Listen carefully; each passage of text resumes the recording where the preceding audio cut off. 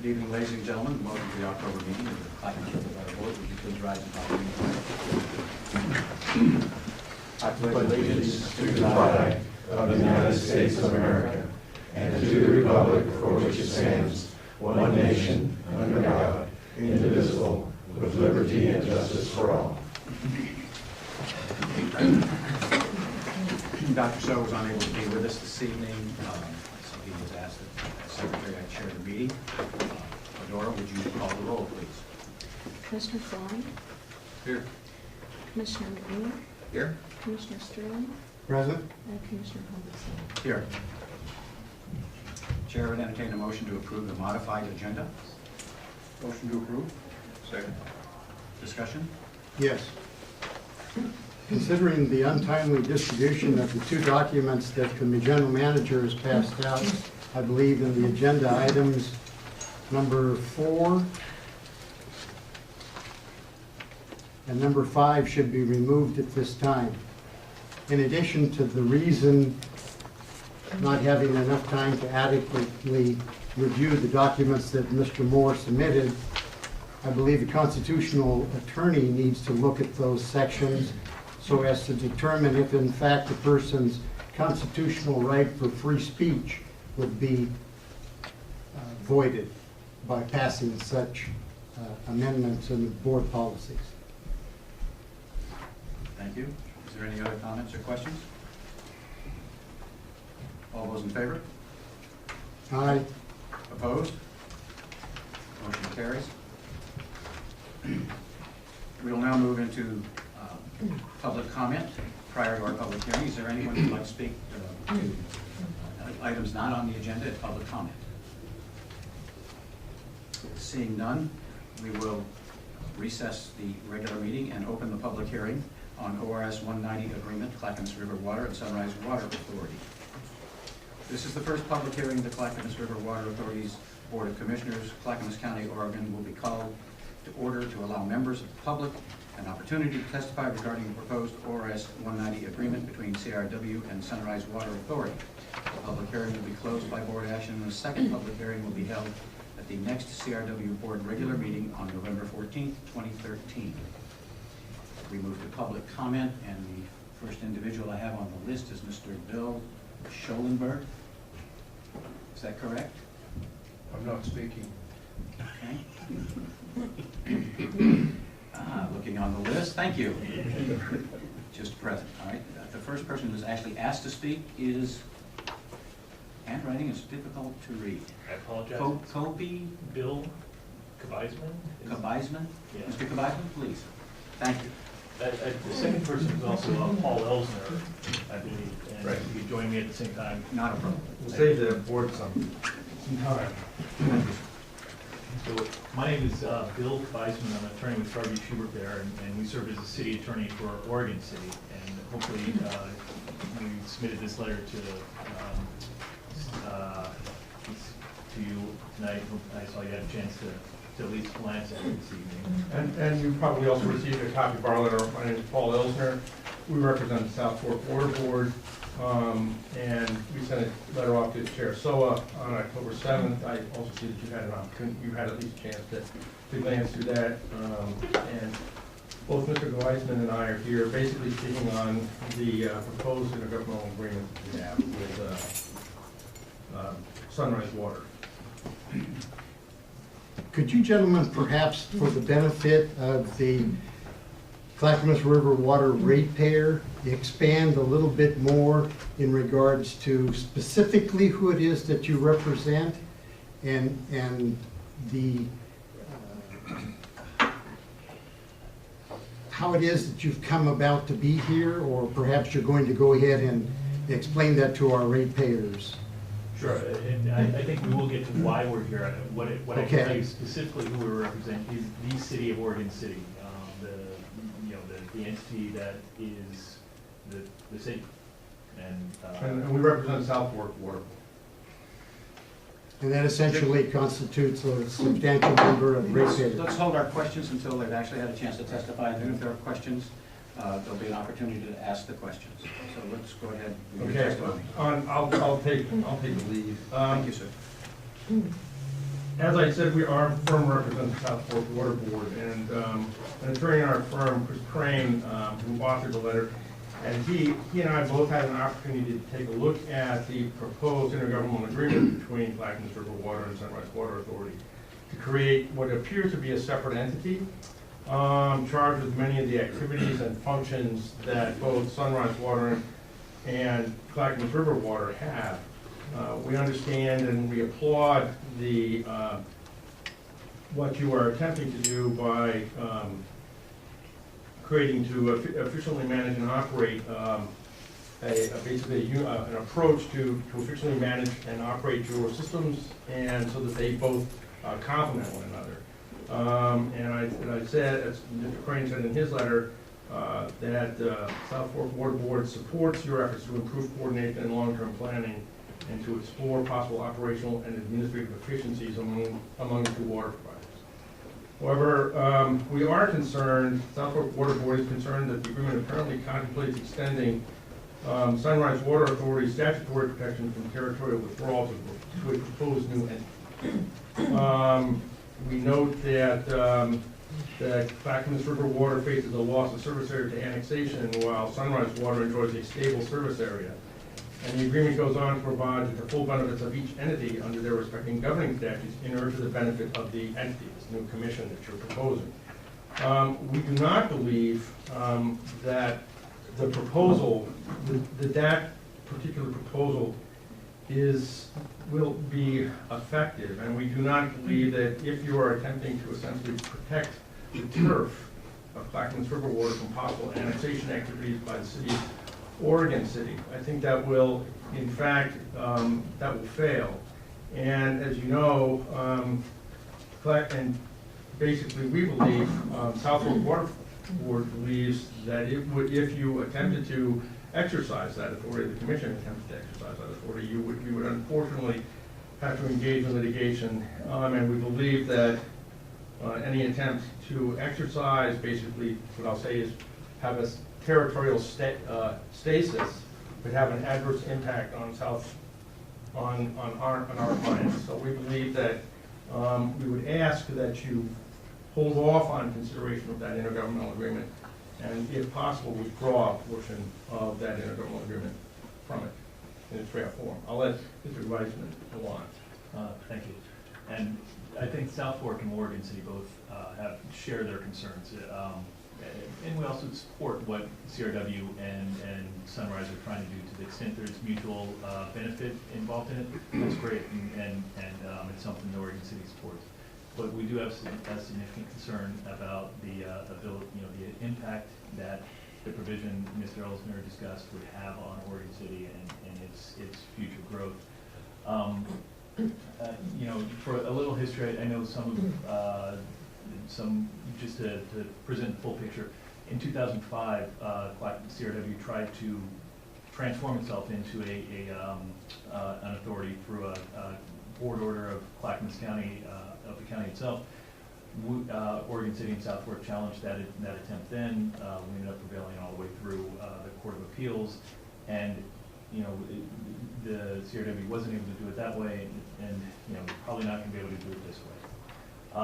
At this time, we recommend that either the CRW addresses in its, or that the agreement address it in the terms of the agreement that this is not the intent, or at least consider a delay, as we've identified in our letter, that there are some engineering studies and some other attempts that may help to address this and resolve some of these issues. But at this point, I think if it were to go through as it is, the city and South Fork would probably have little choice but to attempt to resolve this issue in a way that really doesn't do CRW or Oregon City or South Fork or Sunrise any good in expending more ratepayer dollars on a dispute. Thank you. Mr. Sterling, you had a question?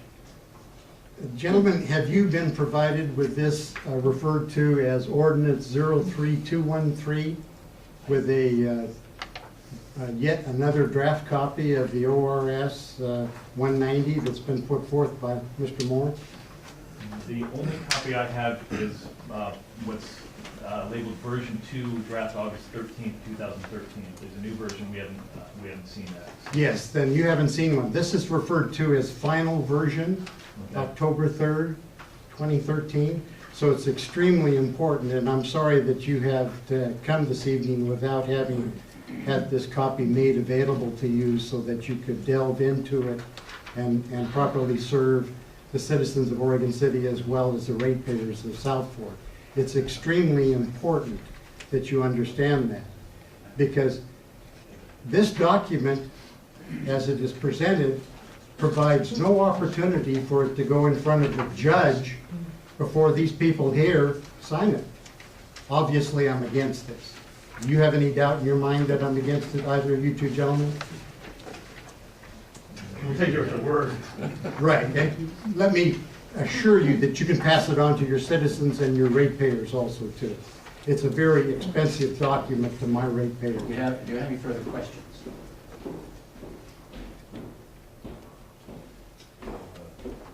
Not at this time, no. Thank you. We will review that. I understand it will be coming back before you on November 15th. We'll take a look at that. I'm not sure if the most current one is online yet, but I was going to ask Yeah, Jennifer. essentially, they're one and the same. We just dated this one that Mr. Sterling is talking about for today's date. Okay, so there's no No substantive substantive change? changes. No substantive changes. So, but what we'll do is the one that is watermarked, we'll, just in case, we'll send you another copy. Okay. So you have. Thank you. I do have one question. I want to make sure that I'm very clear on this. The only objection that you have is the issue of the extension of authority status.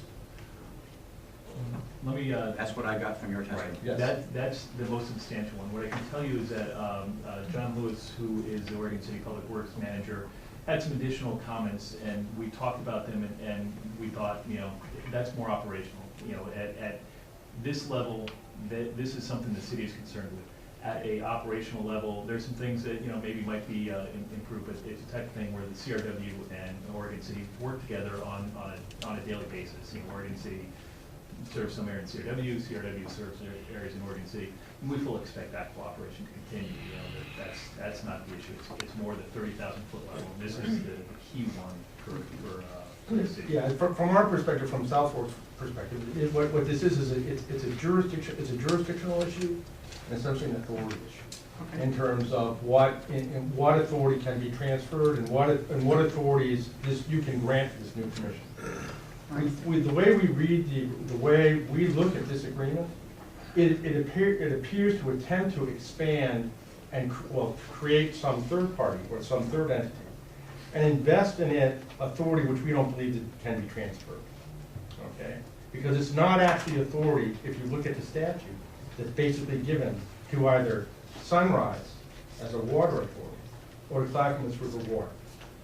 Okay, so, and I think what is that it's that an attempt to essentially establish an inviolate border that basically is At the heart of your at the heart of the concern. Okay. Okay. Thank you. Got it. And lastly, sir, we have been told in past meetings that a major problem with Oregon City is its failure to have the proper people on staff to discuss these issues. Has that situation been corrected, and are your people up to full staff as far as these water issues and annexations are concerned? As far as I know, those concerns certainly haven't been communicated to me. But, Could you possibly inquire so that in November we have a clear idea that the city of Oregon City is up and ready and prepared to defend themselves, please? Absolutely. Absolutely. Thank you, sir. And the last thing that I'll say is that if the board has any questions and they want to either ask South Fork or Oregon City and direct them to us, you can use your legal counsel to do that, or you can go through our respective agencies and ask us if you want us to prepare anything in advance of your November hearing. I know there have been some preliminary discussions between our staff and your folks, and obviously we're encouraging our staff to continue those discussions and hopefully resolve the issues. That's certainly our hope as well. Okay. Thank you very very much. Thank you very much. Members and members of the commission. Just, there being no one else who has signed up to comment, but I will acknowledge if someone else would like to make a comment. Yeah, thank you. I didn't realize you needed to sign up. What? Ms. Holloway. Good evening, my name is Patricia Holloway, I'm a ratepayer. I'd like to address this issue from the perspective of Clackamas River Water ratepayers. I reviewed the initial document in great detail. It had all the flaws that our preceding two speakers discussed. And in its present form, for the moment, setting aside the issue of a kind of underground attempt to get to be an authority for CRW. The original document and the original premise, and I was part of the discussion back then, was that, yes, there are economies of scale and all that, and there are existing memoranda of understanding between CRW and Sunrise. But the reason for creating an ORS 190 entity, a commission, was to extend Sunrise's authority status to CRW territory. And that was considered, and that was going to be the benefit for CRW. The Sunrise benefit was to get water and potential access to water rights, which it does not have at present time. Now, as this agreement is worded, if you remove the authority aspect from the agreement, all that, there's only downside for Clackamas River Water ratepayers, because you, 1, 2, 3, 4, and absent 5 commissioners will be giving away 10 MGD of CRW water in exchange for presumably nothing but some financial benefit that you can achieve through a memoranda of understanding or an ordinary IGA. Sunrise will reduce its wholesale water cost by 9%, right off the bat. CRW ratepayers will be paying the commission for CRW's own water at rates set by the commission, and the present general manager of Clackamas River Water will be assured of a further 3-year contract as an employee of that commission. Now, adding a layer of bureaucracy on top of what is already on CRW's side, and I don't believe on Sunrise side. I think Sunrise is actually extremely well run. Adding that layer of bureaucracy on top of CRW's already heavy layer of bureaucracy is just another layer of expense to the ratepayers. So, Your time is almost up. all right, I believe that this is seriously detrimental to the interests of the ratepayers. I'm in no way opposed to economies of scale, efficiencies of that sort. I think that's a great idea. But I think the end game here is to lay claim to South Fork territory, basically. And, I simply do not see that there's any benefit in it to CRW ratepayers. If we got authority status for CRW, yeah, that'd be a benefit. But as it stands, unless that is the end game, and unless that is successful, it is an absolute giveaway of CRW assets to an entity that can then, for the benefit of at least 50% Sunrise, sell that water somewhere else. And you all read the newspaper, you know what's going on all around. Portland, Tigard, Tualatin, et cetera. Keep it to the agreement. Yes, I understand, but it is to the agreement. And, You reiterate. now, excuse me, Mr. Humberston, but if you would let me speak, I can finish in time. I am speaking on Your topic. time is already up, but please just cut to the chase. It puts an asset into that entity that can be sold to other parties for the benefit of that entity. At the most, half would be to the benefit of Clackamas River Water. So I don't see anything good in this for the CRW ratepayers. Thank you. Thank you. Mr. Moore, before I close the hearing, is there anything that you would care to respond to prior to closing the hearing? Not at this time. Thank you.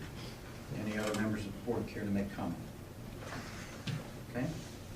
We will close the public hearing and reopen our regular meeting. The first item on the agenda is the first reading by title only of ordinance 03-2013, an intergovernmental cooperative agreement with Sunrise Water Authority pursuant to ORS 190. Mr. Moore, would you please read the ordinance, title only? Well, I thought I pulled that out. I mean, we had two different sets of agendas here. One that was sent to us and one that was just handed out just a few minutes ago. We approved a modified agenda at the beginning of the meeting. Go ahead, Mr. Moore. Ordinance 03-2013, an ordinance of Clackamas River Water Board of Commissioners approving an intergovernmental cooperative agreement with Sunrise Water Authority entered into pursuant to ORS Chapter 190. Whereas the Clackamas River Water CRW is a municipal domestic water district organized under ORS Chapter 264, which among other powers authorizes CRW to do all acts which may be requisite, necessary, or convenient in carrying out the objects of the district or exercising the powers conferred upon it by ORS Chapter 264, and whereas Sunrise Water Authority, SWA, is a water authority organized under ORS Chapter 450, which among other powers authorizes SWA to do any acts necessary or proper to effect and carry out the purposes for which the authority was formed pursuant to ORS 450.600 to ORS 450.989, and whereas ORS 190 allows governmental entities such as CRW and Sunrise Water Authority to enter into intergovernmental agreements,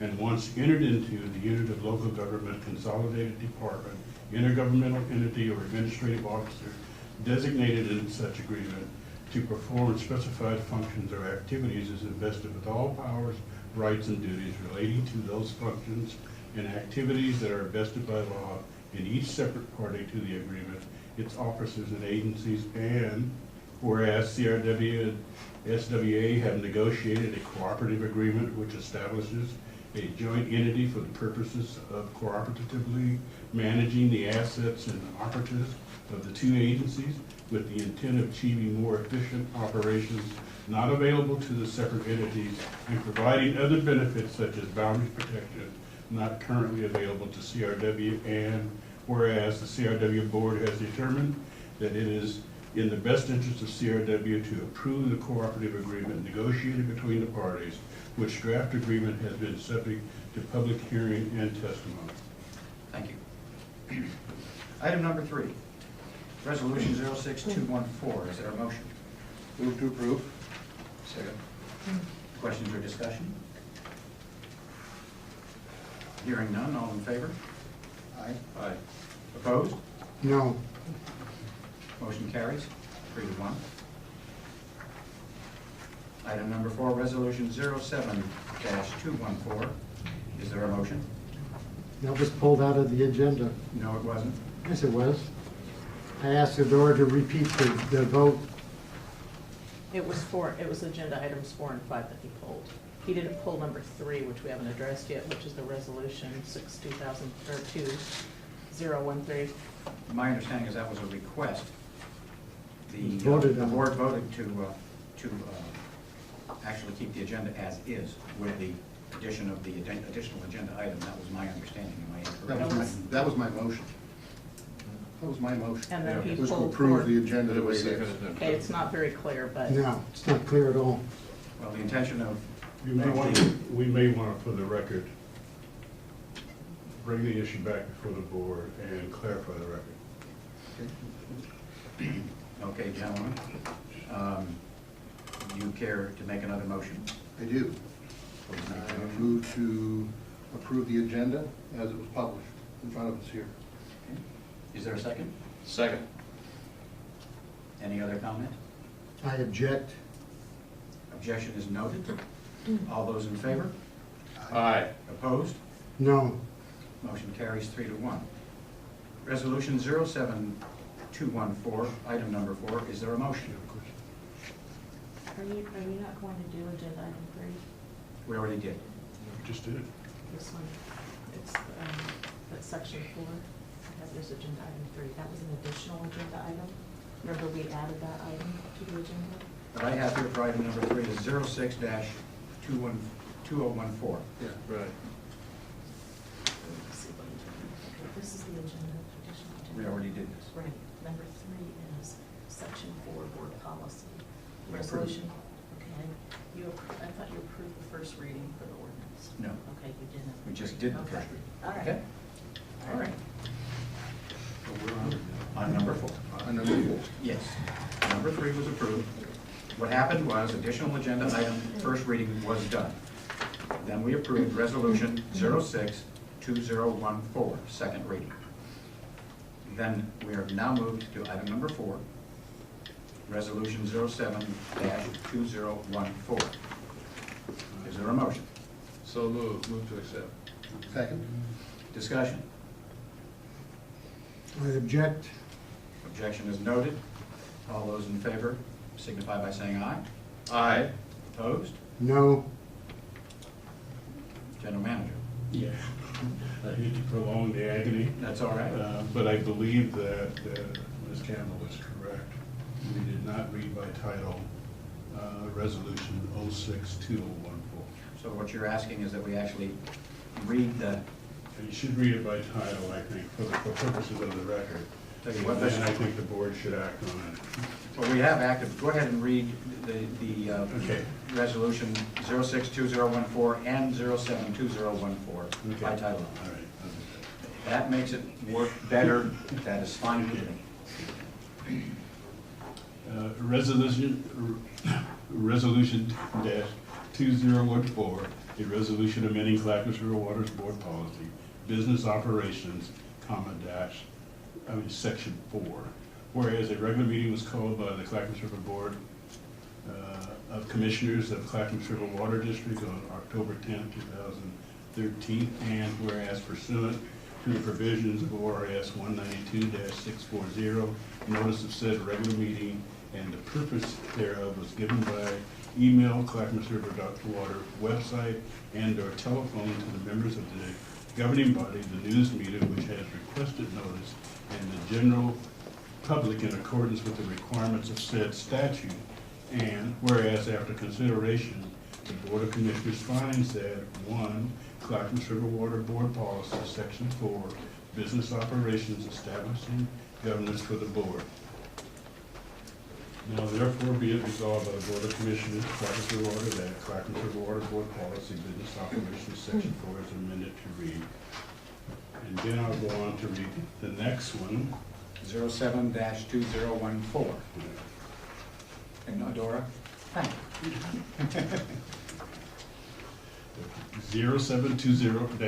0720-2014, a resolution amending Clackamas River Water Board Policy, Section 5 through Section 8. Whereas a regular meeting was called by the Board of Commissioners of Clackamas River Water District on October 10, 2013, and whereas pursuant to the provisions of ORS 192-.640, notice of said regular meeting and the purpose thereof was given by email, Clackamas River Water website, and our telephone to the members of the governing body, the news media, which have requested notice, and the general public in accordance with the requirement of said statute. And whereas, after consideration, the Board of Commissioners finds that, 1, Clackamas River Water Board Policy 5 through Section 8, establishing governance for the board. Now therefore be it resolved by the Board of Commissioners of Clackamas River Water that Clackamas River Water Board Policy, Section 5 through Section 8 is amended to read. Thank you. Item 5, Resolution 10-2014, first reading by title only, amending local contract review board rules. Is there a motion? Move to approve. Is there a second? Would you read this by title only, Mr. Moore? get the process correct this time. I do not have the first reading.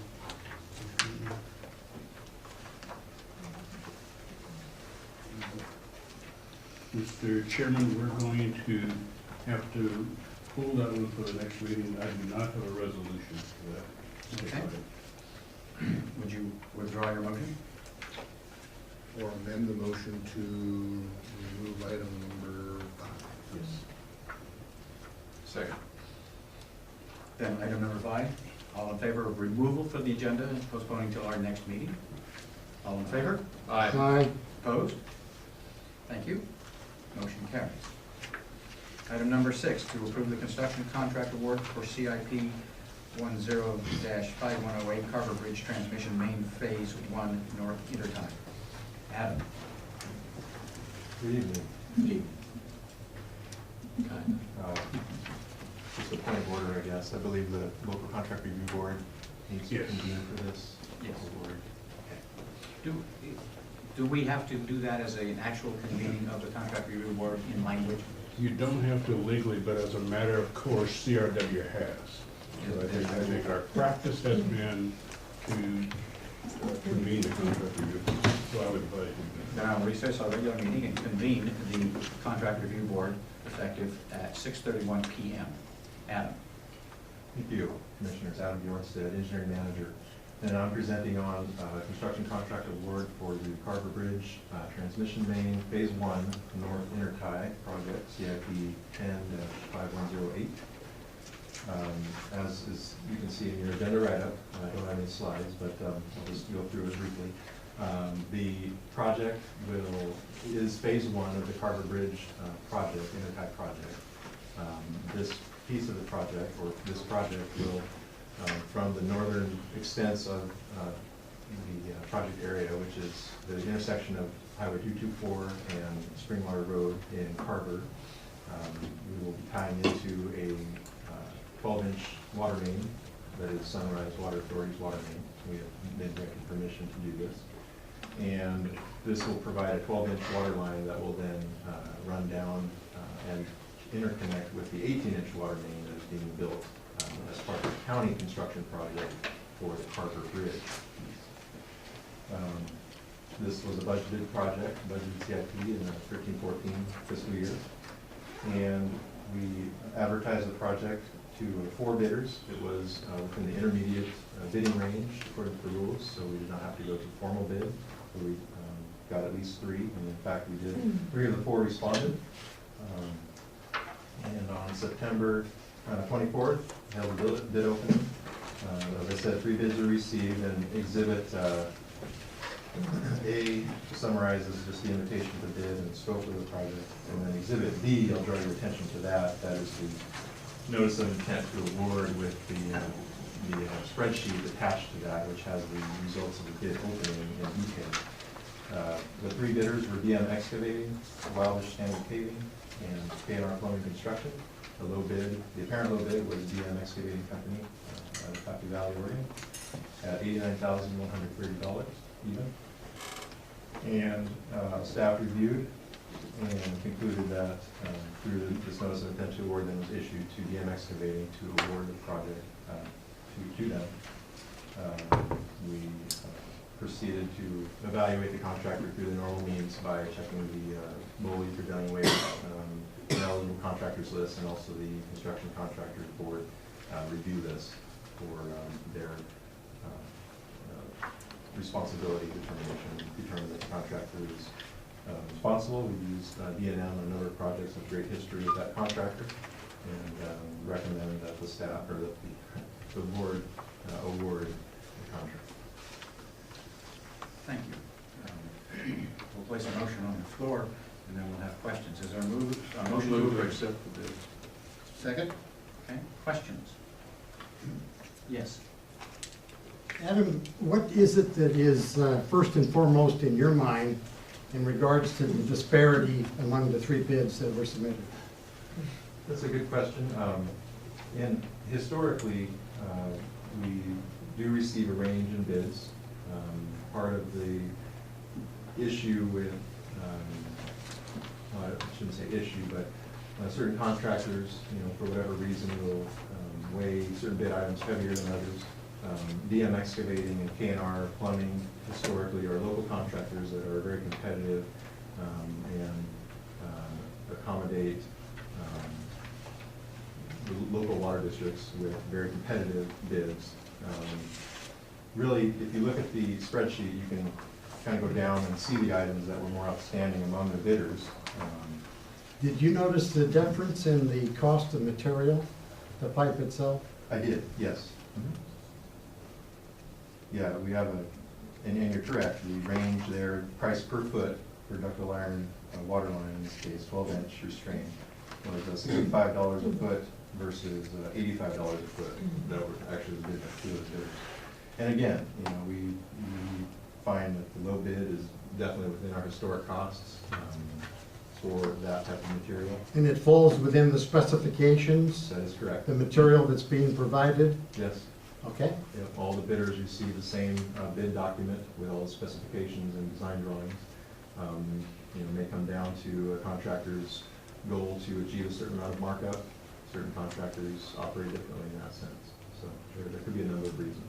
What's the approximate percentage? I'm not asking for a specific number. What's your estimate of the difference in the cost of the material between D&M and the next, well, the other two were exactly the same, if I remember correctly? That's correct.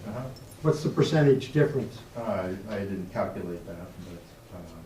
As a mathematician, to a certain degree, I'm sure you'd be able to do it quickly. Sure. I mean, you could look at maybe a 15% difference in their bids. On the material only? That is correct, material Okay. only. I'm just looking at the Good. pipe item. Very good, Right. good. Mhm. And I must say, I have known the Meng family since 1974. They're just as honest as the day is long. And so is their family and the people that settled in the valley there also too. K&R's good people also too. Yes. Mhm. Both good contractors. We've had Absolutely. some good history with them. They've done quite a bit. Yeah, and they'll be there. You give Danny a call if there's an emergency, he'll gather up the troops and come get it fixed. Any other questions? Hearing none. All those in favor? The motion has been made to approve the award. So, Aye. All those in favor? Aye? Opposed? Motion carries. Thank you, unanimous. Yes.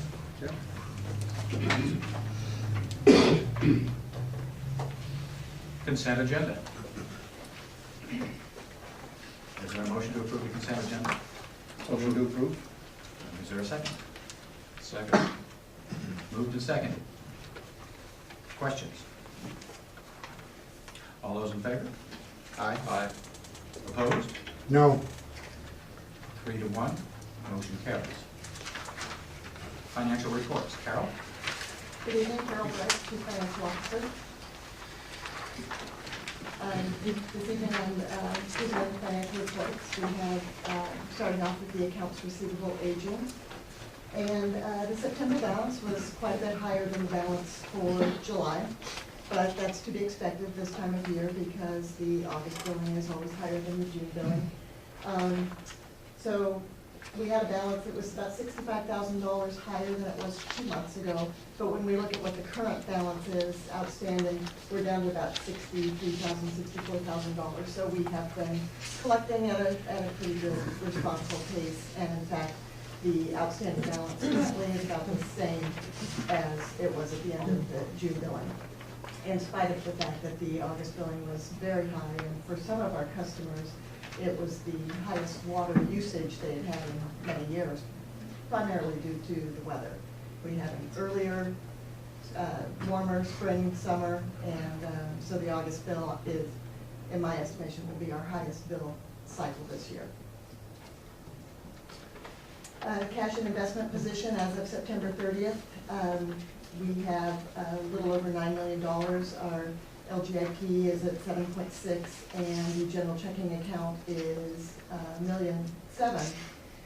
But we haven't moved any money to the local government investment pool at this time, which is an option that we have. We can move it from the checking account But coming up at the end of October, beginning of November, we do have our debt service payment, which principal and interest is $395,780. We're also seeing some more activity on the CIP project, so we expect some larger payments going out. So I'm going to wait until after that debt payment, and then if we still have significant balances in the checking account, we will probably transfer some money to the local government investment pool, which is earning a little bit less than 0.5, but that's, you know, a little bit more than the checking account earns, which is nothing. I did want to include, and this isn't on the agenda, but I did want to include that the auditors from Moss Adams have been in the offices this week. The audit seems to be going quite well. We've been able to provide them everything that they've been asking for, and we anticipate being able to present the audit to the board at the November meeting. You have a question? Ms. Bright, do you have a copy of the email that Julie, what's her last name? Desmoni sent to the individual commissioners? I have seen the letter that she sent to the commissioners, yes. I don't have it here on this line. Did you read it? Yes, I did. Do you understand the implication of it? The implication is that as the auditor, she is responsible for communicating with the board about any issues or concerns that the board might have with regard to operations at the district. So any of the board members are free to contact Julie Desmoni with any concerns that they would like to discuss with her. You understand that's completely contrary to the ruling of legal counsel in contacting third-party contractors? The audit is a little bit different. She's going under the Oregon minimum standard rules, and that is typically the way the audit works. I don't know if you recall, but there were a couple of years ago, I believe, she met with the board in executive session. One other year, she and Nancy Young met with the board members in Detroit. Do you understand, once again, the issue that Mr. Phelps has brought forward, prohibiting commissioners from contacting third-party contractors? You have been invited to contact the third-party contractor. That's all I needed you to say. We'll move on. Okay, now moving on to our August 2013, our revenues, you can see, are looking pretty good. And in fact, I'd like to point out that little tiny yellow sliver there at the top of the fiscal 2014 column. We've actually collected about 90% of our projected system development charges for this year. So I don't know what other things are out there in the wings, but I do know that there have been some other inquiries, so I believe that we'll be making that target this year, which will be nice. The expenditures look a little bit funny again compared to the revenue page, but what I wanted to do was keep the scale the same. So you can see that our revenues are significantly higher than our expenditures to date. And again, that is to be expected because our highest water usage is during the summer months. So the August bill has a big impact on that. As we move forward, the October bill is likely to be lower than it was last year with as much rain as we got during the month of September. And I've spoken with Rob, and I know the production was down a little bit, so we're getting the meter reads in now, getting ready to do the October bills. But I anticipate the volumes there to be a little bit lower than they were last year at this time. And then here's our comparisons from one year to the next in dollars. So you can see that our water sales are up significantly. You may also notice that even though in those columns the expenditures looked relatively low, in the personnel services, at this time last year we had not yet paid our workers' comp invoice, and in the numbers for fiscal year 13-14 we have, and that's about 60% of that difference. And then other things are just additional rentals or paid-in costs that we've incurred earlier this year than we did in prior years. And in the materials and services segment, a big portion of that $107,000 increase in expenditures is related to the purchase of water from South Fork Water Board. The volumes were higher. Again, what we sold to our customers were higher volumes, so the volumes were higher. And last year when we recorded the cost to South Fork Water Board, it was before we had come to agreement on a new rate. So we paid that increase, but that was later in the year. And then add to that, the board will remember that we've also shut down the well. So whereas last year we were mixing well water in with the water we purchased from South Fork, this year it's all South Fork water. And that's all I have, but I'd be happy to answer any questions that anybody might have. One, given the water bills being higher, I would be interested to know how collections have been going. Are people able to pay the bill, or are we gonna have to write some of this off, or? The economy is definitely getting better because we are having collections that are putting us at about the same spot as we were a year ago. Okay. So it's not, our balances aren't increasing significantly. Yeah, the uncollected balances Right. aren't increasing. Okay. We do have some people, and in fact, if you look, I can go back a few slides here. If you look at the 90 and over, that's nearly $20,000 in that 90 and over. Mhm. But we actually have quite a few customers that had leaks in their irrigation system or some other challenge, and we have offered them payment terms, sometimes out to 6 months to Oh. allow them to pay. Kind of smooth that bill. So some yeah. of that, active accounts are sitting there in that 90 and over column.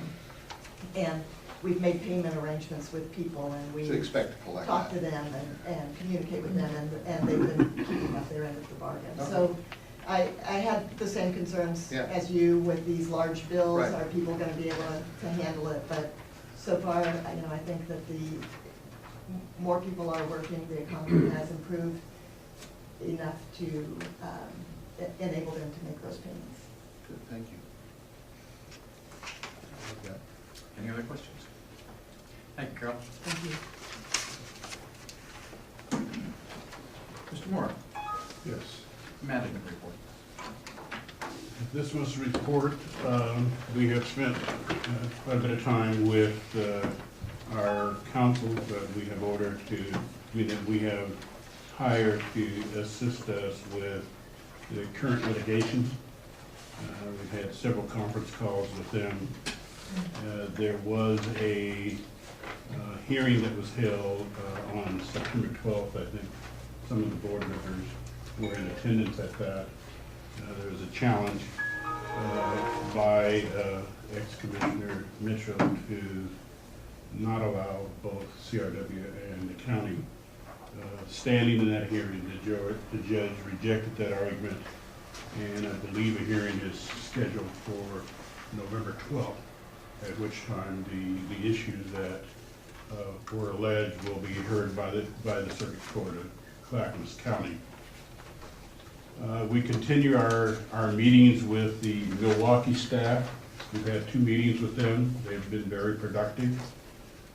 We've gone over the 190 with them. We had committed that we would return once the document was completed, at least in draft form. They didn't express to us any real concerns about the document. It is understood, but they did have questions about the IGA that we have with them that was negotiated or amended in 2008. And we had a second meeting with them to begin to talk about that particular document. And we left that meeting essentially with the agreement that they would forward to us any concerns that they had about the document in writing so that we could respond to it accordingly. There was a board work session this month. As many of you are aware, we went through the LCRB rules that we were going to talk about today that have been set over for the next meeting. Staff is making a few amendments to the definition sections, and those will be presented when they are completed. We had not had good luck with our previous employment law firm. We had a gentleman who has since retired, and we informed the board that we had hired a new law firm, the Bulliett Law Firm, that are very experienced labor lawyers, as you know. We have a labor agreement that will be negotiated this fiscal year, and there's some work that we need to have done as a result of that. And I think that they're well suited to be able to help us with those efforts. Mr. Moore, you need to take and tell the ratepayers that the cost of this ORS 190 agreement is going to be Excuse me. part of this. Excuse me. He is giving his report. I will give you an opportunity to ask him questions regarding his report when you're done. Please do not interrupt his report. Thank you. Go ahead, Mr. Moore. The management staff, as we've on the board in weeks and months past, we're working on the revision of the strategic planning. We did an overview of the strategic plan with the board, and staff is continuing our work efforts there. It is going well, but frustrating sometimes because we're all trying to get on the same page in terms of language and terminology. You know that we are planning for a presentation that's really a continuation of discussions that we had in the spring about rates with the FCS group, and they will be coming at the next planning session, which was scheduled for the 21st, to allow the board to ask more detailed questions than was asked before. And also staff will be providing a presentation on our CIP planning and the projects that we have planned for the near future. And that information will be provided to FCS as well. And so you'll have an opportunity to continue those discussions. The last item that I have is that during the storms that we had over the last several weeks, we had some damage, storm damage to a neighboring property that occurred. A large limb fell on the neighbor's fence and storage shed. He's quite elderly, and he has asked CRW staff to assist him in repairing the fence. He's not interested in his shed. It looks like those expenses will be somewhere around $2,000, and we'll be paying that out of our insurance contingency fund that we budgeted this year. So we were fortunate that was all the damage that was done. So that concludes my report for this Thank month. you, Mr. Moore. Commissioner Sterling, you had a question. Right, I was concerned for the ratepayers' benefit.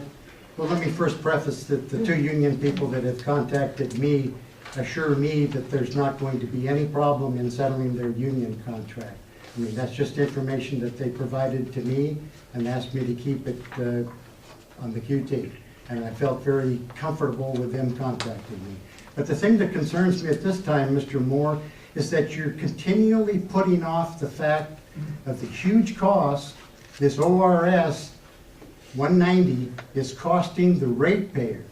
Even going back as far as that Cochran person and the tens of thousands of dollars that were paid to that person, the upgrade of all these computers and everything. And now we have I was going to say black and white, but black and yellow, your statement here that they're going to have to be paying more in regards to labor relationships with the employees of Sunrise Water.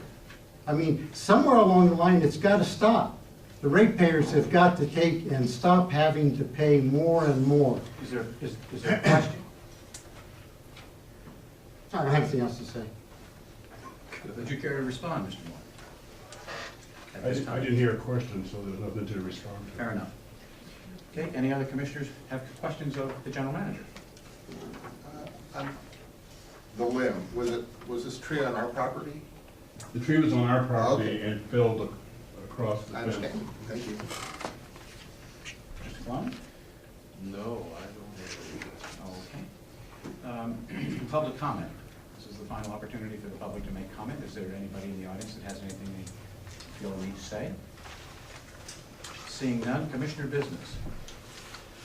Any commissioner have any reports to give today?